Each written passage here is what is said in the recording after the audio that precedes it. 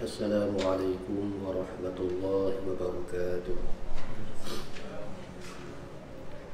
Ila hadratin Nabi Mustafa sallallahu alaihi wasallam wa alihi wa ashabihi kiram. Thumma ila khususan ruh al-Imam Hujjatul Islam Abu Hamid Muhammad bin Muhammad Al-Ghazali At-Tusi rahimahullahu ta'ala alaihi wa qaddasallahu sirah. ثم إلى أرواح المسلمين والمسلمات والمؤمنين والمؤمنات الأحياء منهم والأموات شيء لله له الفاتحة. أعوذ بالله من الشيطان الرجيم. بسم الله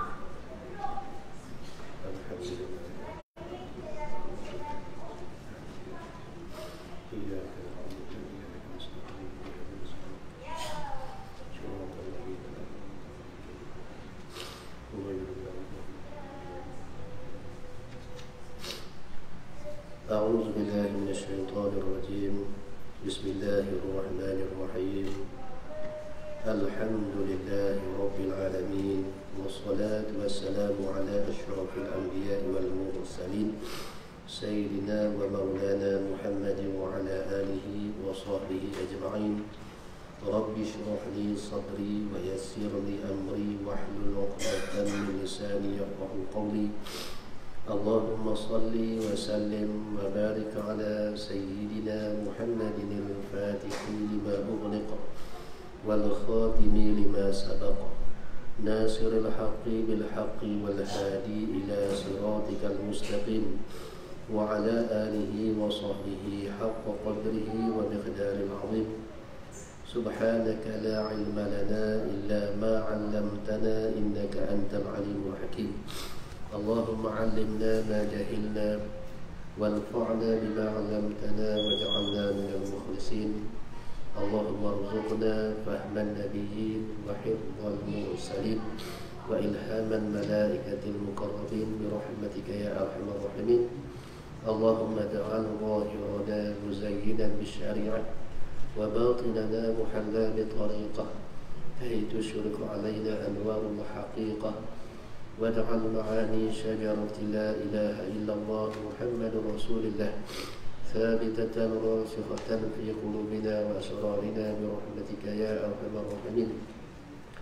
ولا حول ولا قوة إلا بالله العلي العظيم.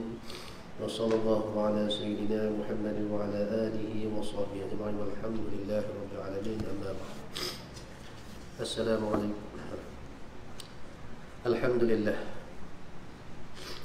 Alhamdulillah, syukur kehadrat Allah Subhanahu wa taala kerana dengan limpah kurnia daripada Allah, dengan taufik serta hidayah dan inayah daripada Tuhan, Allah Taala letakkan kita pada ketika ini di dalam majlis ilmu setelah kita selesai mengerjakan sembahyang pada maghrib berjamaah. Mudah-mudahan segala amal-amal yang kita lakukan ini sekaliannya diterima di sisi Allah Subhanahu wa taala dan dapat jadi bantuan serta bekalan kepada kita di hari akhirat kelak. Muslimin muslimat yang dirahmati Allah sekalian, kita sambung pengajian kitab Ayyuhal Walad karangan Al-Imam Hujjatul Islam Abu Hamid Muhammad bin Muhammad Al-Ghazali At-Tusi rahimahullahu bari wa qaddasallahu sirah. Malam ini kita masuk nasihat 15 ya. Bismillahirrahmanirrahim. Wa qala muallif rahimahullahu ta'ala wa nafa'ana bihi wa bi'ulumihi wa barakatihi fid darin amin ya rabbal alamin. Kata muallif rahimahullahu ta'ala nasihat ke-15, iaitu 8 wasiat. Wasiat dengan makna pesanan Imam Hatim Al-Asam rahimahullahu ta'ala. Jadi malam ni kita nak mengaji tentang wasiat-wasiat, pesanan-pesanan yang ditinggalkan oleh Al-Imam Hatim Al-Asam rahimahullahu ta'ala alaih. Al-Imam Al-Ghazali rahimahullahu ta'ala alaih membawa pesanan imam tersebut untuk menjadi pedoman kepada kita sekalian. Kata muallif, wahai anakku yang tercinta. Jadi ini kita selalu berbahas dah. Jadi kita baca terus. Al-Imam Hatim Al-Asam adalah murid Imam Asy-Syaqiq Al-Balkhi rahimahullahu ta'ala. Ini imam-imam yang besar, no? Beliau pernah ditanya, beliau ni siapa? Imam Hatim Al-Asam pernah ditanya oleh gurunya. Siapa gurunya? Syaqiq Al-Balkhi rahimahullahu ta'ala. Apa pertanyaan itu? Iaitu, engkau telah belajar daripadaku selama 30 tahun lamanya. Itu masa yang diambil oleh Al-Imam Hatim Al-Asam menuntut ilmu dengan Imam Syaqiq Al-Balkhi. Berapa tahun? 30 tahun. Dulu waktu mengaji di pondok Pak Lang Zakaria, Alok Jangguih, pernah tu guru waktu duk mengajar tu, dia kata kalau nak buka pondok sekurang-kurangnya mengaji kena 30 tahun lebih. Adik-adik berapa tahun dah? Ni baru menghafal, baru hafal Quran, tak masuk mengaji lagi, tak masuk mengaji lagi, baru hafal yang tu. Jadi untuk mendapat ilmu yang banyak, lagi berkat, lagi daqiq, orang panggil halus, lagi kita ni jadi tahqiq dengan ilmu, perlu masa yang lama mengaji, perlu masa yang lama. Di dalam masa yang lama tu perlu diisikan dengan kesungguhan, kesungguhan. Jadi martabat menuntut ilmu ni dia ada dua jenis.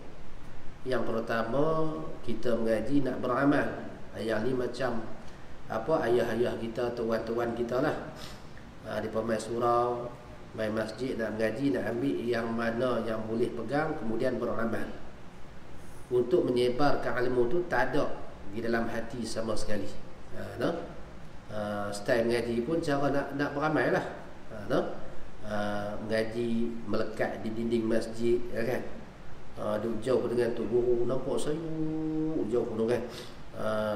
Itu cara sebagai orang mengaji nak beramal tu, orang panggil cara bahasa lurah lah.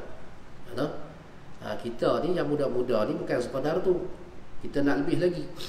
Kita mengaji nak beramal, nak pegang, nak kejar ilmu, kemudian kita nak sampai, nak sebarkan kepada umat Nabi SAW. Jadi apabila nak ambil yang ni, dia cara dia pun lain lah. Dia kena lama masa, kemudian bersungguh-sungguh menuntut ilmu, memelihara adab ilmu, dan sebagainya. Berapa tahun? 30 tahun lamanya mengaji.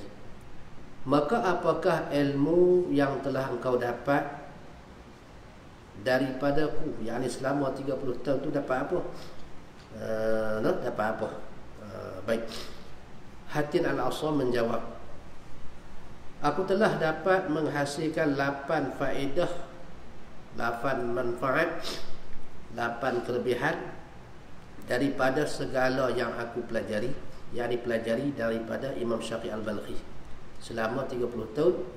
Buat khulasah, yakni kesimpulannya, dapat berapa? Dapat 8 faedah, 8 kebaikan. Pada khidmat saya siapa? Hatim Al-Asam. 8 faedah ini sudah memada untukku, untuk diri dia, kerana aku mengharapkan padanya, pada 8 faedah ni, keselamatan dan kesejahteraanku, keselamatan di dunia dan kesejahteraanku pada hari kiamat nanti. 8 faedah ni, 8 manfaat ni yang diambil oleh Imam Hatim Al-Asam daripada 30 tahun dia mengaji dengan Imam Syaqiq Al-Balkhi, dan diamalkan 8 faedah ni. Lalu Syaqiq berkata, apa dia 8 faedah tu? Hatim Al-Asam menjawab, 8 faedah tu ialah faedah yang pertama. Tok guru tanya anak murid hurai, sesungguhnya aku telah melihat kepada makhluk-makhluk yang ada di dunia ini. Dia ambil iktibar daripada apa yang dia lihat tu ilmu yang dia dapat, faedah yang dia dapat. Dia melihat makhluk-makhluk yang ciptaan Allah Ta'ala yang ada di atas dunia ini. Lalu aku mendapati bagi setiap makhluk itu mesti ada suatu yang dikasihinya dan yang diasyikinya, diasyik. Dan beliau yakni Al-Imam mendapati daripada penilikan dia kepada makhluk-makhluk yang ada di dunia ini, setiap makhluk tu mesti ada sesuatu yang dia kasih dan juga yang dia asyik.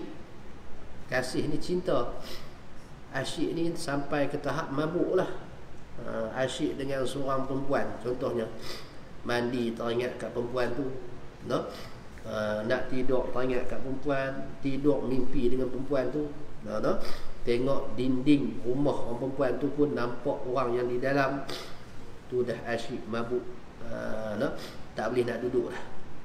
Itulah yang ada pada sekalian makhluk. Mesti ada orang ataupun sesuatu yang dia kasih, dan mesti ada sesuatu yang dia asyik, yang dia gilakan. Dan aku melihat pula bahawa ada sebahagian daripada suatu yang dikasih itu hanya menemani kekasihnya sehingga ke masa ia sakit saja. Dan aku lihat dan aku dapati bahawa yang kita kasih itu, sesuatu yang kita kasih itu hanya menemani kita sehingga masa kita sakit saja.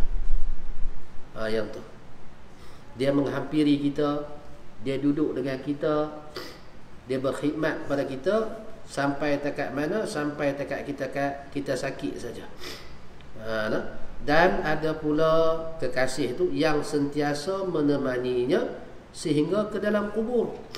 Ada kekasih yang tak lepaskan kita, yang duduk dengan kita sampai ke dalam kubur.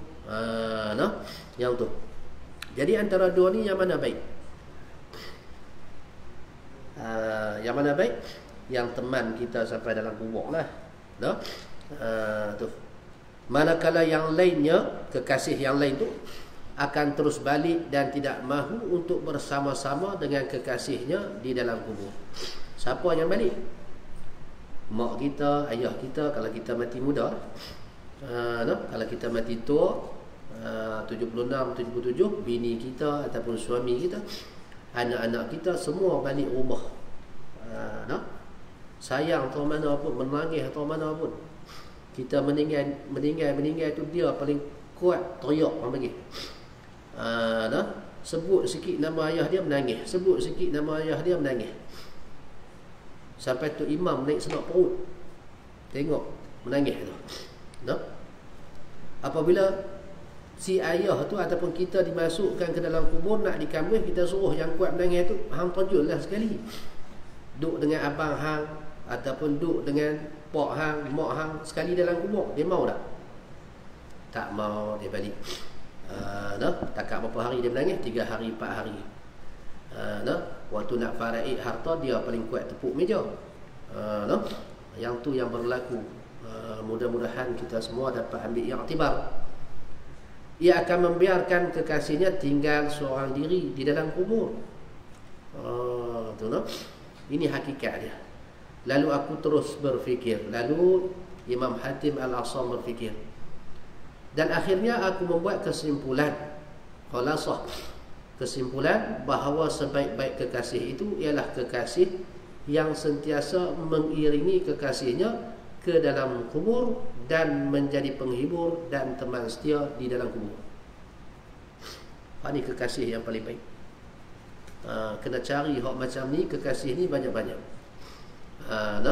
Kena cari kekasih yang ni banyak-banyak supaya sentiasa kita di dalam kubur kita ada peneman, ada penghibur, ada penyelamat, ada yang nak mententeramkan kita. Habis. Dan tidak ada kekasih yang bersedia untuk berbuat demikian selain daripada amal yang soleh, amal yang baik, amal yang bersih. Semua makhluk tak mau buat macam tu, tak mau, tak sanggup nak teman kita sampai dalam kubur, melainkan amal yang soleh, amalan-amalan yang ikhlas, amalan-amalan yang bersih. Daripada pahala-pahala amal ataupun amal itu sendiri. Seperti apa yang kita buat sebentar tadi, sembahyang berjemaah, dan sekarang kita nak menuntut, kita sedang tengah menuntut ilmu, daripada pahala-pahala sedekah yang kita buat, daripada puasa yang kita puasakan, daripada tahajud yang kita bangun di tengah malam, semua tu kekasih-kekasih yang sama sekali tidak akan meninggalkan kita sampai dalam kubur. Jadi ini yang sepatutnya kita cintakan, ini yang sepatutnya kita sayangkan, ini yang sepatutnya kita asyikkan. Kerana apabila kita buat dia, kita faham dah, sampai dalam kubur dia ikut kita, sampai dalam kubur dia teman kita. Kita sembahyang sunat selepas daripada maghrib, sampai dalam kubur dia teman kita. Kita baca suratul Mulk sebelum nak tidur ataupun dalam satu hari itu, sampai dalam kubur dia teman kita. Apabila faham yang ni, jadikan di dalam hati kita satu tapak. Apabila kita beramal dengan amalan tersebut, kecintaan kita kepada amal tu kena jadikan dalam hati kita cinta pada amal yang kita amalkan. Pasal apa? Pasal dia kekasih kita. Dia kekasih kita, dan kekasih yang setia. Kalau kita sayang kepada isteri kita, abang, rantai mah 5 kilo contohnya lah, 5 kilo order, kita banyak duit beli. Kemudian abang, cik nak beli kereta 5 biji, 5 biji sekali beli, okey beli. Rumah, apa lagi, pakaian yang dia minta semua kita tunai. Contoh, apabila kita mati, siapa sapu me sebelah rumah, macam saya tu kata, kan? Dia tak ikut bini kita tu ataupun suami kita. Suami lagi cepat, dia tak ada orang sapu dia, dia sapu orang. Yang tu bukan menjadi peneman kita di dalam kubur. Yang ni kekasih juga isteri kita, suami kita pun kekasih juga, sekalian sahabat-sahabat kita pun kekasih juga, tetapi bukan kekasih yang sejati. Seperti mana amal kita. Apabila kita berjumpa dengan isteri kita, apabila kita jumpa dengan sahabat kita, sayang kita kat mereka dengan kebaikan mereka. Begitulah dengan amal kita. Apabila kita melakukan amal, sayang kita kepada amal, maka kita buat elok-elok amal tu, ikut syarat, ikut rukun, ikut adab dia. Ikut adab dia. Ni mentang-mentang lah benda sunat, subhanallah, subhanallah, baca pelan tak apa. Memang dalam mazhab kita zikir wirid ni pelan, kuat pun tak apa, ada semua tu. Tapi sebut biar elok, sebut biar elok, cepat pun tak apa, tapi sebut biar fasih. Subhanallah, subhanallah, subhanallah, cepat pun tak apa, tapi asalkan kena sebutan dia. Kerana apa? Kerana dia kekasih kita yang akan temankan kita dalam kubur. Dia beri pahala kepada kita untuk selamatkan kita dalam kubur, jadi peneman kita. Yang tu pandangan mata hati kita kepada sekalian amal yang kita buat. Jangan kita anggap amal yang kita buat itu adalah satu yang memenatkan kita. Apabila kita rasa bosan untuk melakukan amal kebajikan, amal soleh, itu adalah kerana hawa nafsu kita yang tak berkehendak kepada kebaikan akhirat. Dan juga kerana kejahilan kita sendiri dengan hakikat siapa amal yang kita buat. Kalau kita faham dialah yang nak teman kita dalam kubur, tentulah kita akan kasih kepada amal tersebut, kita akan cinta kepada dia, kita akan asyik dengan dia. Habis. Kemudian kata muallif rahimahullah ta'ala, maka kata Imam Hatim Al-Asam, maka aku terus menjadikan amalan soleh itu sebagai teman dan kekasihku. Apabila dia faham itu, kita pun apabila kita faham ini, kita jadikan amal yang soleh kekasih dan teman kita.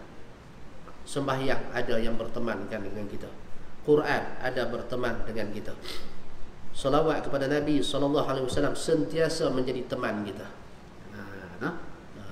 Dan pelbagai lagi ibadah-ibadah yang kita usahakan sekaliannya menjadi teman dan kekasih kita. Supaya apa? Supaya ia dapat menerangi kuburku. Amal yang soleh. Dan menghiburkan hatiku semasa dalam kubur. Dan sudah pasti ia tidak akan meninggalkan aku duduk bersendirian. Itu sudah pasti.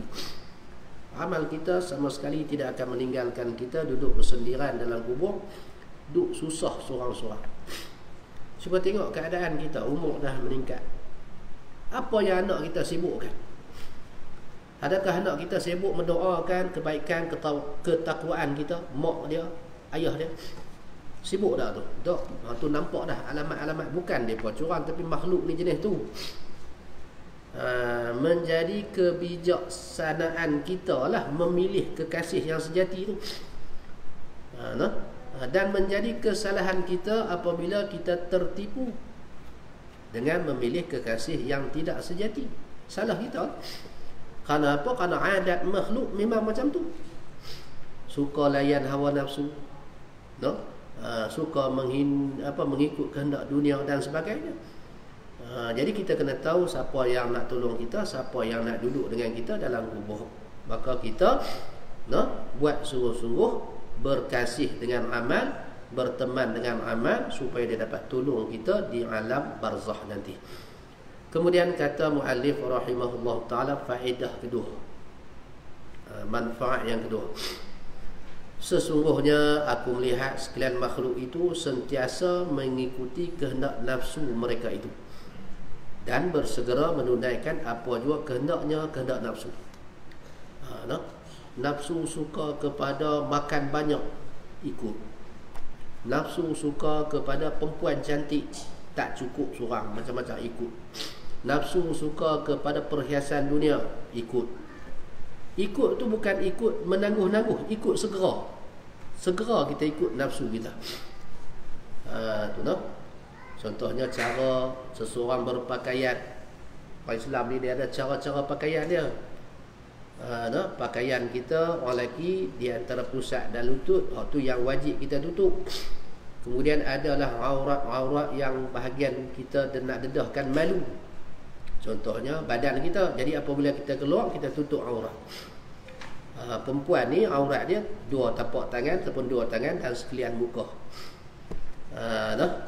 Ada sebahagian mengatakan kaki itu bawah, tumit kaki itu ke bawah tak apa. Jadi seeloknya kita pakai stokil lah orang perempuan ni. Itu yang syarak tetapkan. Tapi manusia suka ikut hawa nafsu. Kalau kat Bandar Tun Si'an, daripada dulu lah, saya duduk basuh baju kat Dobi tu 24 jam layan diri kan. Kita main seorang, bini duduk sana. Pernah buat lagu tu lah, ni duduk demam ni. Orang tanya awak, ustaz demam, duduk seorang kan. Alhamdulillah lah, tak pernah lah jumpa apa-apa pelik-pelik nak tengok di Bandar Tun Si'an. Kalau orang nak main basuh baju, paling kuat pun yang mereka nak dipakai seluar ketat. Lagu tu lagu orang sini lah. Tak lulus sirim lah, tutup aurat macam tu. Tapi tak apalah kan.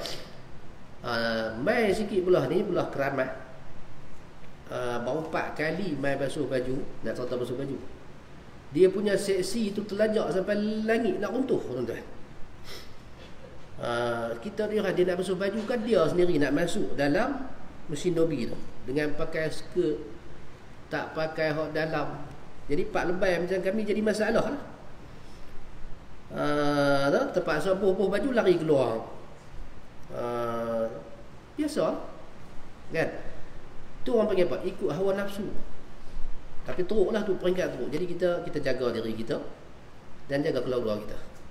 Kalaulah keluarga kita, anak kita dah terbiasa dengan berdedah aurat, padan kita tegur gitu-gitu ya. Jangan tak tegur langsung. Ina nak keluar nanti pakailah tudung. Mak nak tengok pakai tudung. Mak ni bising lah. Biar dia janji tegur. Mudah-mudahan dengan kita tegur tu dia berubah selepas kita mati ke apa. Bukan nak hasil dia segera. Nak buat macam mana, dulu kita terlupa benda ni. Tapi manusia ni ikut nafsu segera. Macam pelajar-pelajar kita nak masuk mengaji kan, jalan macam pura-pura sakit gout. Pek. Saya wallahu alam keluar macam roket. Alhamdulillah ustaz baca sikit pasal ustaz duk teringat bihun sup apa, sup kaki kambing yang tu.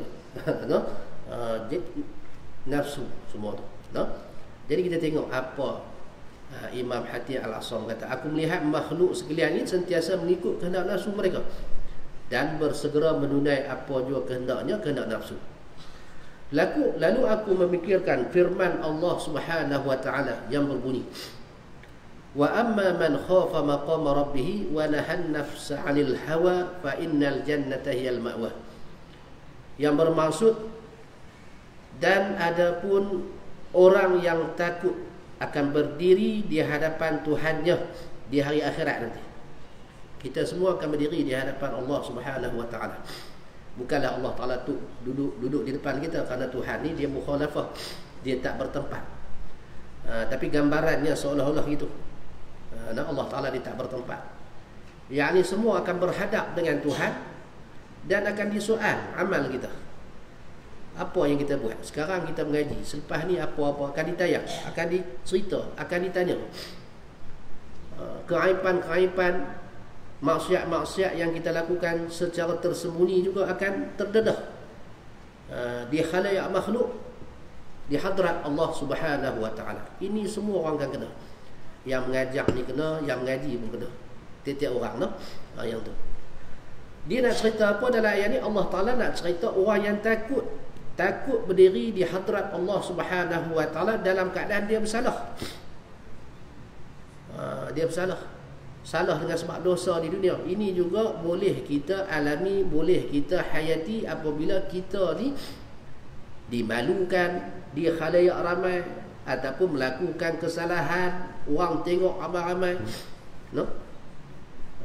Kita buat sesuatu benda, no?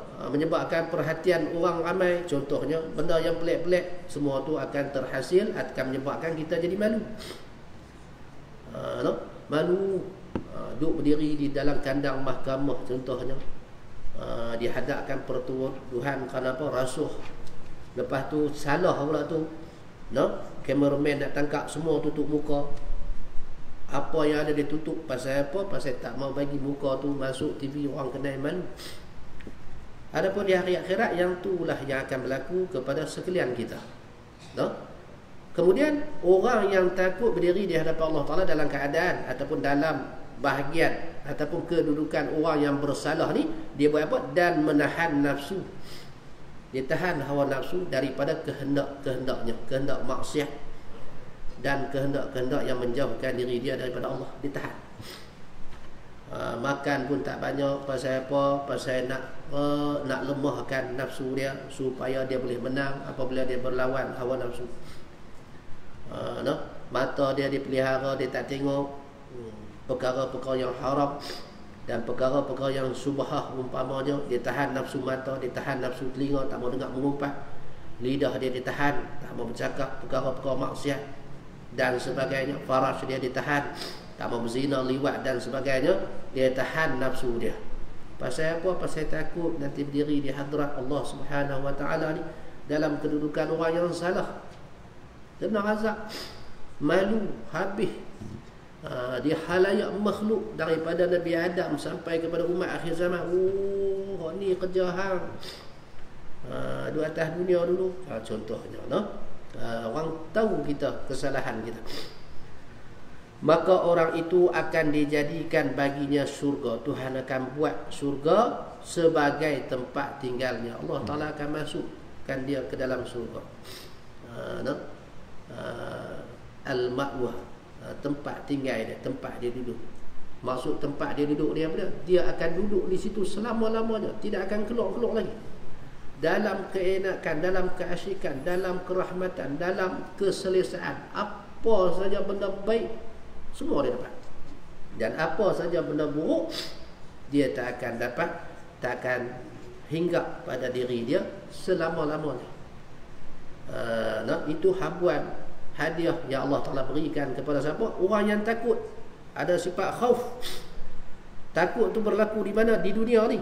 Pasal apa dia takut? Pasal dia fikir, kalau aku buat benda jahat, malaikat kiraman katibin tulis, kemudian kejahatan aku tu akan disimpan kekal selama-lamanya. Aku lupa aku buat jahat berapa kali, tetapi malaikat ingat, Allah Ta'ala ingat. Dan setiap kejahatan yang Allah ingat, yang malaikat tulis tu, semua akan dibalas. Mana ada free cincai saja kita duduk di padang masyarakat, jumpa malaikat yang tulis, malaikat Ratib, Raqib, cincai lah dengan aku, hang takkan tak kenal aku. Mana boleh sembang lagu tu di padang masyarakat. Kita lupa salah apa kita buat, kita dah lupa. Tetapi malaikat tak lupa, Tuhan tak lupa, catatan amal ada. No? Orang yang macam ni apabila dia fikirkan begitu, dia jadi takut. Dia takut apa? Dia bawa dosa-dosa pergi jumpa dengan Tuhan. No? Bandingan dia orang yang memikir duk buat kerja salah, bawa dadah, bawa pehun, bawa ketung, no? Duk fikir-fikir, aku duk buat kerja-kerja ni, kalau kena tangkap dengan polis, harta kena rampas, anak bini aku nak makan apa, dia main takut. Dengan sebab dia fikir. Kita kalau kita fikir betul-betul, saya lagi nak tidur ni, aku kalau pejam mata ni, tak celek-celek, apa aku nak jawab dalam kubur? Tak boleh lena malam tu. Kita fikir ni, no? Apabila kita pejam mata malam ni nak lena, esok tak bangkit-bangkit dah. Apa kita nak bawa pergi kat Tuhan? Dia kena fikir. Gerakkan harakatul nafsi bimaqul. Gerakkan akal kita dengan apa yang kita hadap untuk berfikir tu. Kita fikir apa dia? Kita ni selamat ke tak selamat dalam kubur? Dengan amal ataupun keadaan kita sekarang. Kita kena fikir. Apa yang kita buat, amal-amal kita. Taubat kita dengan Tuhan macam mana? Apabila kita berfikir yang tu, dia akan main takut lah. Ingat tak? Kalau kita takut dengan hantu, kita larikan diri kita daripada hantu. Kalau kita takut dengan orang, kita larikan diri kita daripada orang tersebut. Tapi kalau kita takut dengan Tuhan, kita akan pergi ke Tuhan. Hati kita akan menuju kepada Allah. Tu beza tak? Aku takutlah jumpa JPJ lagi, ambil jalan lain, kono. Tapi kalau kita takut dengan Allah, kerana dosa yang kita buat, hati kita akan menuju pergi kepada Tuhan. Tuhan akan turun rahmat kepada kita. Tu no? Baik. Jadi apabila kita fikir, jadi takut, tahan hawa nafsu kita. Lawan hawa nafsu kita. Sekarang bulan apa? Rejab. Banyak istighfar. Puasa Rejab. Lepas tu masuk pula Syakban. Boleh puasa lagi bulan Syakban. Tapi kena mengaji lah bab puasa pada bulan Syakban ni. Dia ada bahagian yang boleh, ada bahagian yang tak boleh. Lepas tu masuk pula Ramadan. Masuk Ramadan ni kita dah sediakan istighfar pada bulan Rejab. Kita sediakan bacaan-bacaan Al-Quran pada bulan Syakban. Dah praktis bangkit tahajud pada Rejab. Dah praktis bangkit tahajud pada Syakban. Ramadan kita boleh masuk lincin saja, selamat. Kita tahan hawa nafsu kita.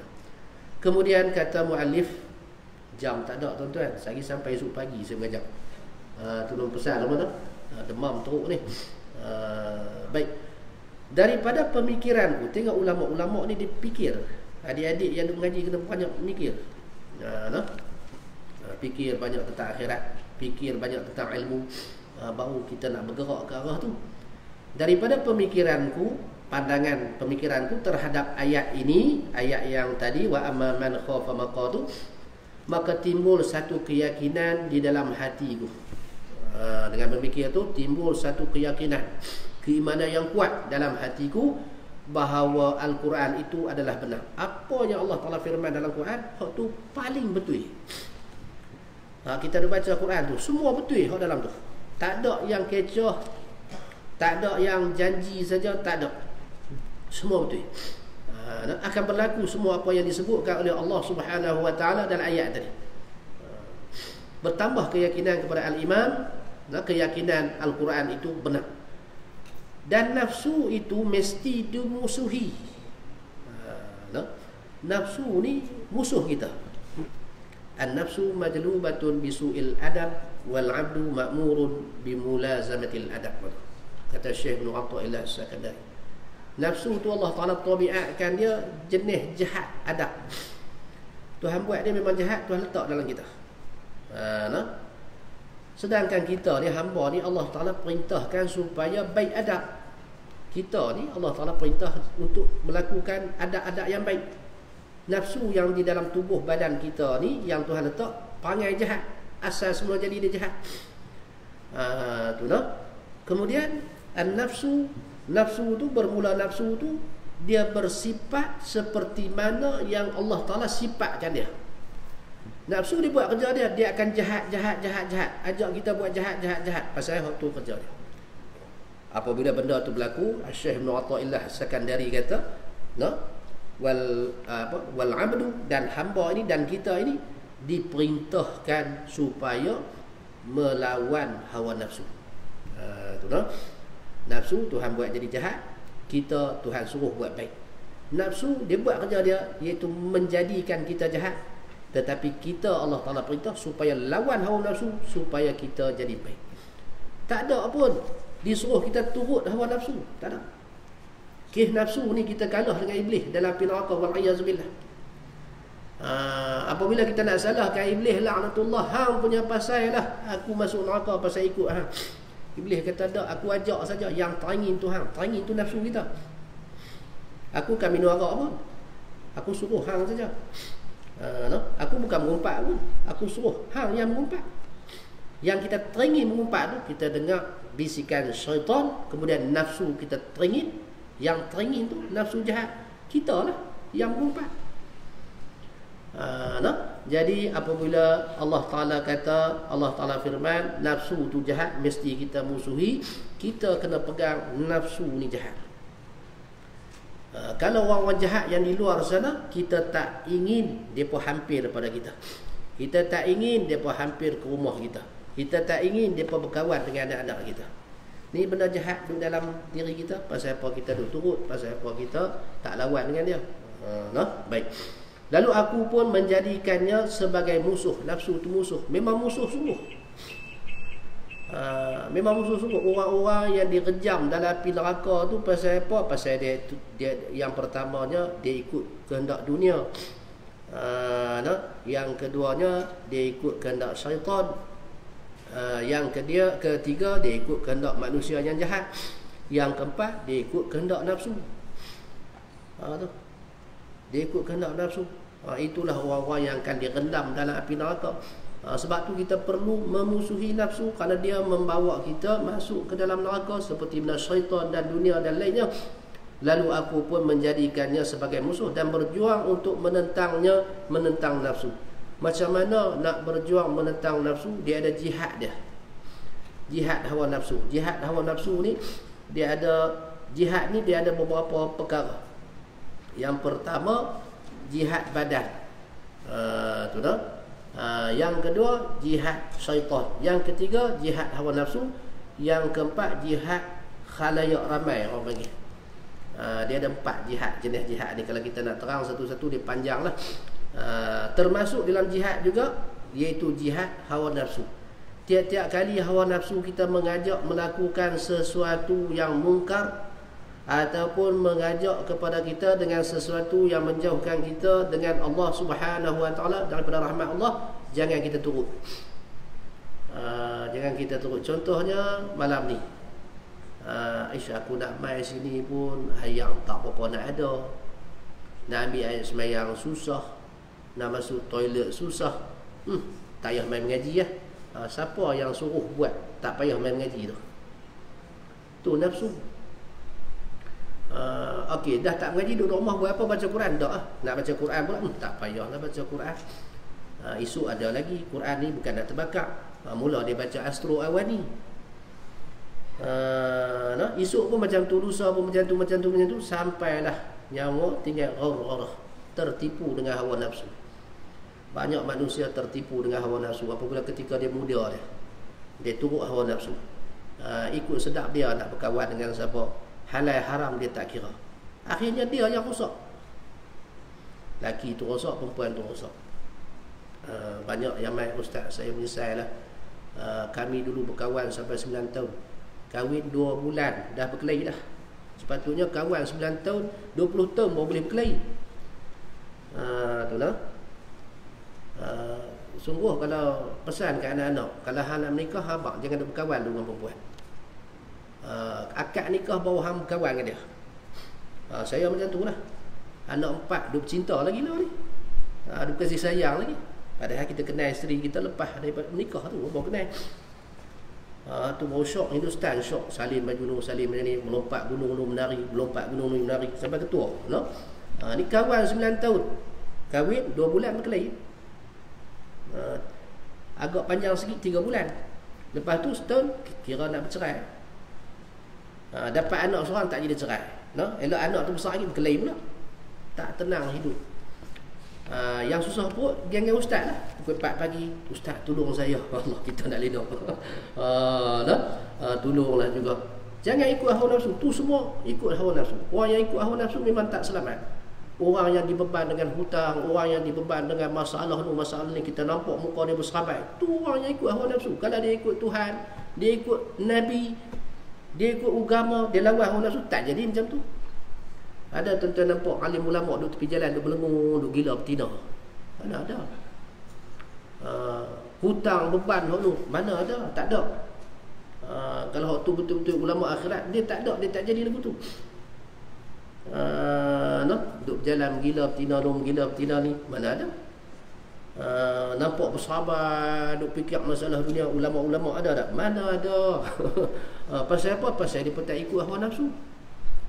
Baik. Kemudian kata muallif rahimahullah taala sikit lagi, dan aku tidak pernah memanjakannya nafsu sehingga ia tunduk kepadaku. Apabila nafsu tunduk pada kita, barulah dinamakan orang yang harim, orang yang merdeka daripada belenggu hawa nafsu. Apabila nafsu itu sudah baik, nafsu itu sudah suka kepada ibadah, maka kita akan mengecapi kelazatan ibadah dan merasa puas hati dengan tugasnya untuk taat dan beribadah akan Allah Subhanahu wa taala. Mujahadah hawa nafsu bukan selama-lamanya. Mujahadah hawa nafsu sehingga nafsu itu tunduk dengan cakap kita, tunduk dengan kehendak kita. Ni kalau kita nak bangkit sembahyang tahajud tengah malam, bukannya berat sangat kain selimut tu, tapi dia serupa 10 kilo. Kalau orang tua-tua dulu bilik air dia tak duduk dalam rumah, dia jauh. Arwah Tok Wan saya ingat kecil-kecil dulu, pukul 3 pagi batuklah dia bangkit tahajud. Nak pi ambil sembahyang jauh kat telaga tu. Kita lah bilik air dalam bilik tidur. Bunyi dah. Pasal apa? Daripada tahun lepas Duk Azam kata nak bangkit tahajud tengah malam 3.30 4.30, dah kunci jam, nak boleh bangkit tahajud, nak berazam bangkit tahajud. Jam bunyi kering, pintu bilik air pun buka dah, lampu pun buka dah dari sebelum tidur tadi. Dia tarik balik selimut. Nafsu lah tu. Nafsu kita. Apabila nafsu dah turut kita, maka kita akan boleh bertaat, beribadat dengan sedap, dengan lezat. Faedah yang ketiga, sesungguhnya aku melihat setiap orang berusaha untuk menghimpunkan mata benda dunia. InsyaAllah ni bulan depan lah tuan-tuan. Bulan depan, minggu pertama tak puasa lagi kan. InsyaAllah kita jumpa pada bulan depan. Wallahu a'lam. Subhanallahumma wa bihamdika asyhadu an la ilaha illa anta astaghfiruka wa atubu ilaik. Bismillahirrahmanirrahim. Inna al-insana fi khusr illa alladhina amanu wa amilus salihati wa tawasaw bil haqqi. Bismillahirrahmanirrahim. Alhamdulillahi rabbil alamin. Sallallahu ala sayyidina Muhammadin wa ala alihi wa sahbihi ajma'in. اللهم اجعلنا هذا جمعا مرحوما وتفارقنا من بعده تفارقا معصوما مغفورا برحمتك يا ارحم الراحمين. ربنا اتنا في الدنيا حسنه وفي الاخره حسنه وقنا عذاب النار. وصلى الله على سيدنا محمد وعلى اله وصحبه وسلم. الحمد لله.